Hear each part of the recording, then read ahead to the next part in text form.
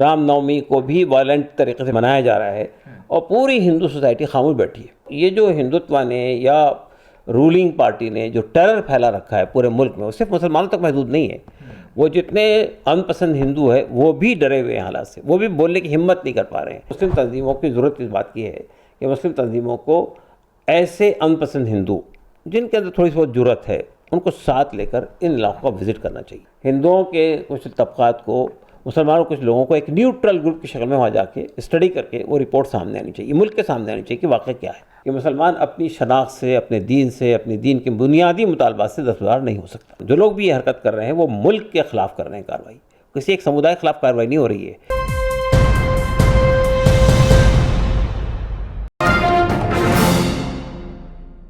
तीन रियासतें सामने हैं कि जिनमें क्या कुछ हुआ। मज़ारें पूरी तरह से आग की शक्ल में तब्दील हो गए, आग उनमें लगा दी गई, मस्जिदें टारगेट पर हैं, दोनों समुदाय के लोग आपस में लड़ रहे हैं। यानी अमन और सुकून और भाईचारा जो है वो एक तरह से मिट चुका है उन रियासतों में।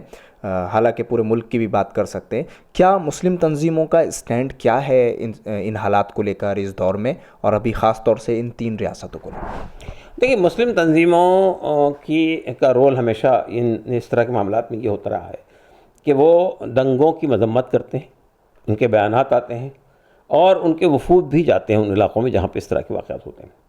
लेकिन इससे पहले एक चीज़ हुआ करती थी कि कुछ हिंदुओं के अमपसंद लोग, मुसलमानों के अमपसंद लोग एक डेलीगेशन की शक्ल में जाकर विज़िट करके हालात को ठीक करने की कोशिश करते थे। अब वो मुल्क जिस रुख पे चल पड़ा है, ये सूरत हाल दिन ब दिन ख़त्म होती जा रही है। यानी मैंने बताया ना आपको कि इस तरह के वाक़यात हो रहे हैं। रामनवमी को भी वायलेंट तरीके से वो किया जा रहा है, मनाया जा रहा है और पूरी हिंदू सोसाइटी खामोश बैठी है। ऐसा नहीं कि सब के सब उसको सही समझते हैं, लेकिन जो लोग गलत समझते हैं वो भी वोकल नहीं है, बोल नहीं रहे हैं।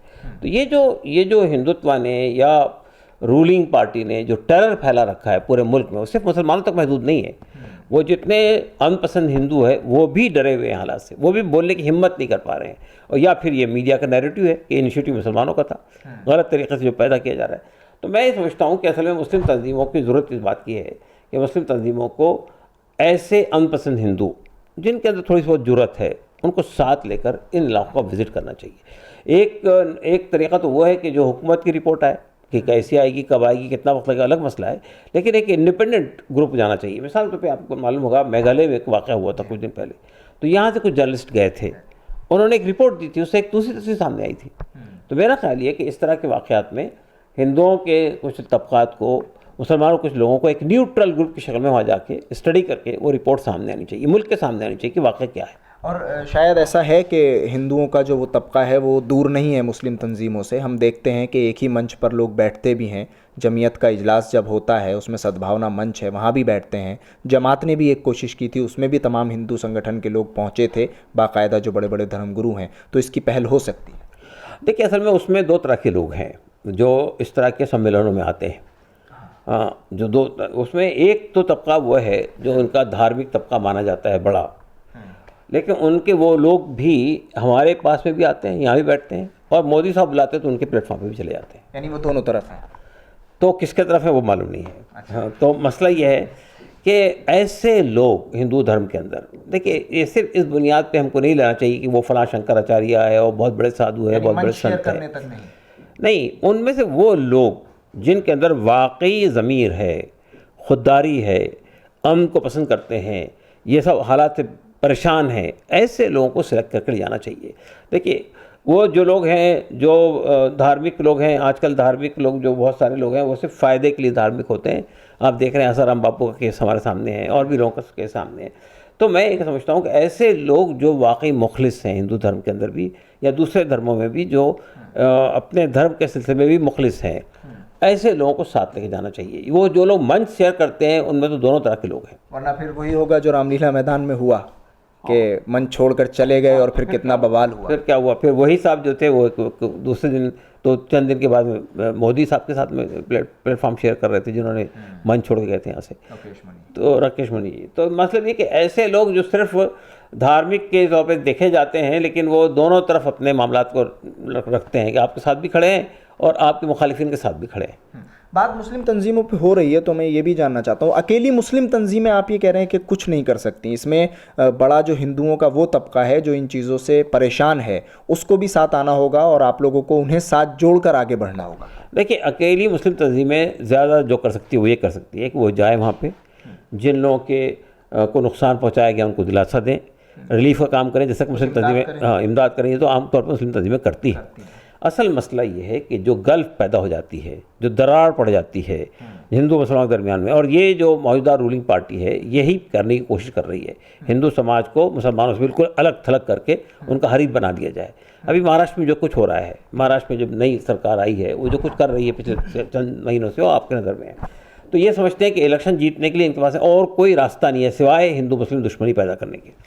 उसका काउंटर उसी वक्त होगा जब हिंदू और मुसलमान दोनों मिलकर, दोनों लोग, इनके सिंसियर लोग दोनों मिलकर इस मसले को डिफ्यूज़ करने के लिए मैदान में आए।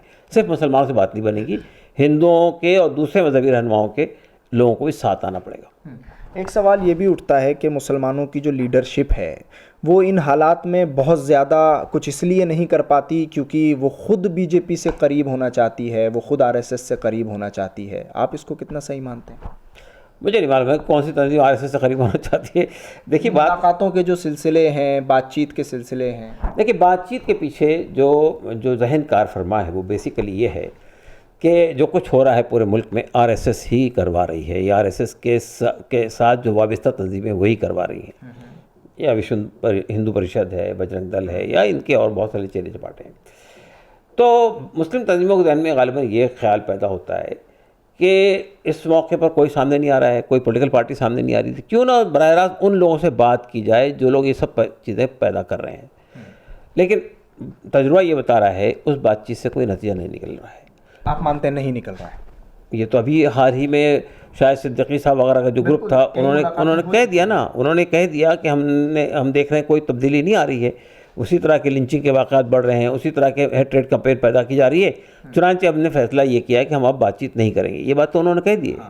तो इसका मतलब ये है कि मेरी तो राय पहले भी यही थी कि बातचीत का कोई हासिल नहीं है, उसका कोई नतीजा नहीं निकलेगा, इसलिए कि जो लोग मनसूबबंद तरीके से आपके ख़िलाफ़ कार्रवाई कर रहे हैं, जो मुसलमानों की नस्ल कुशी करना चाहते हैं, तो वो, और जिनके लिटरेचर में ही मौजूद है ये बात, नहीं कि ये सिर्फ उनकी वो कुछ लोग कह रहे हैं, बल्कि ये उनके लिटरेचर में बाकायदा आपके गुरु गोलवार की किताबों के अंदर ये बात लिखी हुई है कि मुसलमान हमारे दुश्मन है, ईसाई हमारे दुश्मन है, कम्युनिस्ट हमारे दुश्मन है। तो दुश्मन के साथ जिस तरह ट्रीट करना चाहिए उस तरह उस पर वो कारबंद है। तो अगर हमसे वो बातचीत करेंगे तो हमसे क्या कहेंगे बातचीत में? ये कहेंगे कि आप ये करते हैं, इसको ख़त्म कीजिए, आपकी आइडेंटिटी ख़त्म होनी चाहिए। ये तो उनके ज़रिए कहा गया। हाँ, तो ये वो यही कहेंगे ना, वो उन मुलाकातों के अंदर वो आपसे ही ये कहेंगे कि आप गाँवकशी करते हैं इसलिए लिंचिंग के वाक़ात हो रहे हैं, यही तो वो कह रहे हैं। आप अपने पूर्वजों का जिक्र करते हैं वो छोड़िए, पूर्वजों का जिक्र करते हैं वो छोड़िए, या आप अपनी शनाख्त पर इसरार मत कीजिए, अपने पर्सनल पर इसरार मत कीजिए। तो जाहिर बात है कि वो धीरे धीरे वो चाहते हैं कि आप हर चीज़ों से दस्तबरदार हो जाएं। तो ये तो मुमकिन नहीं है, कोई मुसलमान नहीं कर सकता। यानी मुसलमानों की इन हालात में भी पिछले 47 साल से 70-80 साल से जो कुछ इस मुल्क में हो रहा है, इन हालात में भी आपको एक भी कमज़ोर से कमज़ोर ईमान वाला मुसलमान भी ऐसा नहीं मिलेगा जिसने ये कहा हो किसी मरहले पे जाकर कि बाबा मस्जिद देखे पिंड छुड़ाओ भाई। ऐसा नहीं हुआ ना, लड़ाई लड़ी, आखिर वक्त तक लड़ाई लड़ी। तो इसका मतलब ये है कि मुसलमान अपनी शनाख्त से, अपने दीन से, अपने दीन के बुनियादी मुतालबात से दस्तबरदार नहीं हो सकता। अब इन हालात में मुसलमान क्या करें? देखिए, मुसलमानों के सामने पहली बात तो ये कि मैं साफ़ तौर पे मुसलमानों को ये मैसेज आपके ज़रिए देना चाहता हूँ कि मुसलमानों को हालात से परेशान नहीं होना चाहिए। तारीख़ में मुसलमानों के ऊपर में इससे ज़्यादा सख्त हालात आए हैं और उन्हें इस्तकामत के साथ अपने दीन पर और दीन के तकाज़ों पर डटे रहना चाहिए, उससे कोई कंप्रोमाइज़ नहीं करना चाहिए। तीसरी बात यह है कि मेरा ये कहना है कि ये तमाम हालात इसलिए पैदा किए जा रहे हैं कि मुसलमान पसमुर्दा हो जाएं, मुसलमानों का हौसला पस्त हो जाए, मुसलमान दूसरे दर्जे के शहरी बनकर रहने के लिए आमादा हो जाएं। तो मुसलमानों को इस पर कोई कंप्रोमाइज़ नहीं करना चाहिए। चौथी बात मुझे ये कहना है कि जहाँ जहाँ भी आपके पास मौका है तो अपना दिफा आपको करना चाहिए। दिफा इसलिए ज़रूरी है कि अगर कोई आप पे हमलावर है और आप उसको ये मौका दे रहे हैं कि वो जो चाहें करें, हम तो हाथ बांध के खड़े हैं, ये बुज़दिली है, ये ना दीन इसकी तालीम देता है, ना मुल्क का कानून इसकी तालीम देता है। मुल्क का कानून कहता है अपना दिफा कर सकते हैं, इवन दिफा के अंदर हथियार का इस्तेमाल भी कर सकते हैं। ये मुल्क का कानून इजाज़त देता है इसकी। लेकिन कानूनी रास्तों से जो कुछ आप कर सकते हैं उसको आपको करना चाहिए। खामोशी, मिसाल के तौर पर जो लिंचिंग के वाक़यात होते हैं आप देख रहे हैं, एक आदमी खड़ा है, उससे कह रहे हैं जय सिया राम कहो, उससे कह रहे हैं ये कहो, उससे ये कहो, वो सब कुछ कर देता है, उसके बाद भी मार डालते हैं उसको। तो ये जो एक आदमी बैठा है, कम से कम वो ये तो कर सकता है अपने दिफा के अंदर कि अगर 10 लोग उस पर हमलावर है तो एक आध 2 लोगों को तो ठीक कर सकता है वो भी। लेकिन ऐसा नहीं होता है। तो ये जो मैसेज जा रहा है, ये मैसेज ये जा रहा है कि मुसलमान दब गए हैं, डर गए हैं, सरेंडर कर रहे हैं और बिल्कुल आसानी के साथ में शिकार किए जा सकते हैं। ये मैसेज नहीं जाना चाहिए।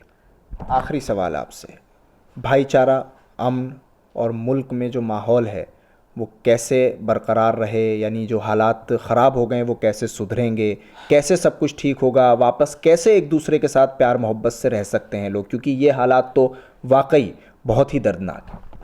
देखिए, ये इस मुल्क की बका के लिए भी, यानी ये मुल्क बाकी ही नहीं रह सकता अगर मुसलमान और हिंदू के दरमियान में ये रस्साकशी चलती रही। सिविल वार की कैफियत पैदा हो जाएगी और मुल्क जो है उसकी मईशत तबाह हो जाएगी, उसकी सियासत तबाह हो जाएगी, उसकी ताल्लुकात ख़त्म हो जाएंगे और उसका डेवलपमेंट रुक जाएगा। तो जो लोग भी ये कर रहे हैं, चाहे वो सत्ता में बैठे हुए हों या सत्ता से बाहर हों, जो लोग भी ये हरकत कर रहे हैं वो मुल्क के ख़िलाफ़ कर रहे हैं कार्रवाई। किसी एक समुदाय के ख़िलाफ़ कार्रवाई नहीं हो रही है, पूरे दुनिया में इस हिंदुस्तान की बदनामी हो रही है। और उससे कोई भी कम्युनल राइट होता है, कोई भी फसाद होता है, कोई भी मामला होता है, कई दिन तक के जो है कारोबार ठप हो जाते हैं, मईशत ठहर जाती है। तो किसका नुकसान होता है? ये मुसलमानों का नहीं होता, सिर्फ पूरे मुल्क का नुकसान होता है। तो मेरा कहना ये है कि भाईचारा, ये कॉन्स्टिट्यूशन भी यही कहता है हमारा, फ्रेटर्निटी एक बुनियादी प्रियम्बल का एक पार्ट है। फ्रेटर्निटी क्या है? भाईचारा है। भाईचारे के बगैर ये मुल्क आगे बढ़ नहीं सकता। इसमें इतनी डाइवर्सिटीज़ है, इतना विवाद है, इतने धर्म के बुनियाद पर, कास्ट के बुनियाद पर, कम्युनिटी के बुनियाद पर, रीजन के बुनियाद पर लोग बटे हुए हैं कि अगर ये सब लोग आपस में भाईचारे के ज़रिए से मिलेंगे नहीं तो ये मुल्क आगे नहीं बढ़ सकता है।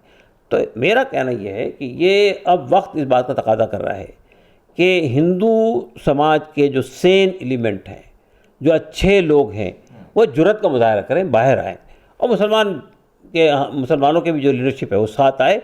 एक बार आपको इल्म होगा ये बात कि 1964-65 की बात है, जब मुल्क में ये दंगे फसाद का माहौल पैदा हो गया था पार्टीशन के बाद और एक लंबे वक्त तक चल रहा था।